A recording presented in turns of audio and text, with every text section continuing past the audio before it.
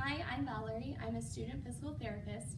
Today I'm going to be showing you how to don and doff PPE in the hospital setting.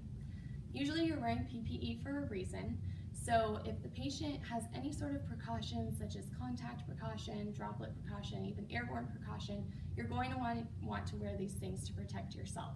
So we have three pieces. We have a gown, some gloves, and a surgical mask.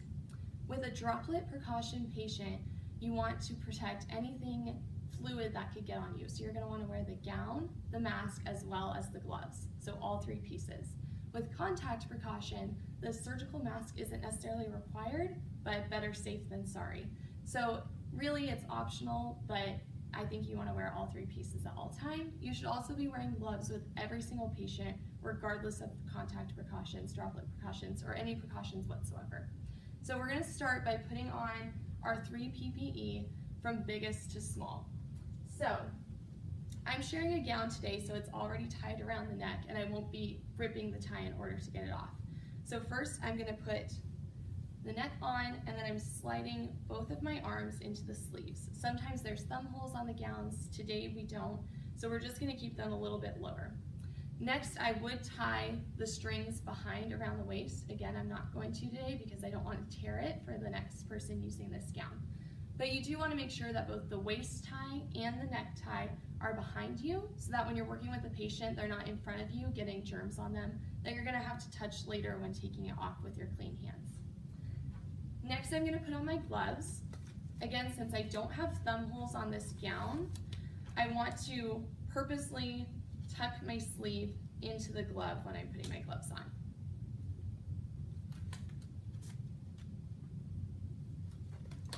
So again, glove goes on, tucking the sleeve of the gown into the glove to sort of seal off any exposure of my skin where I could be exposed to what the patient's precautions are. Last, I'm going to put on my surgical mask. I'm just going to take these elastic bands and put them around my ears. I'm going to spread the mask so that it covers far below and far above, and then I'm going to pinch the part of the mask around my nose to seal off any air that could get in. So now I'm ready to work with a patient who has any sort of precautions. I'm totally protected and can go about treatment as usual. So now when I'm ready to take off the PPE, I'm going to do it while I'm still inside the patient's room so as not to get any of the germs that are on me out in the hallway, in the hospital, around anybody who's healthy.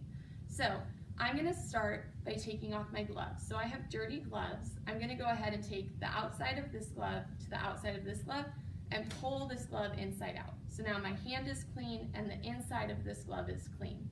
I'm going to take the inside to the outside of the other glove and again pull it off inside out. So now I haven't touched anything dirty. I can dispose of these properly. Next, I'm going to take off my gown. Typically you would rip the ties that were tied in the back. Since I'm sharing, I'm just going to pull it over my head. Next, I'm going to take the inside of my hand to the inside of the gown and pull one sleeve off, inside out, and now I'm on the inside pulling the other sleeve off, inside out. So now I haven't touched the dirty side of the gown. I can dispose of it properly.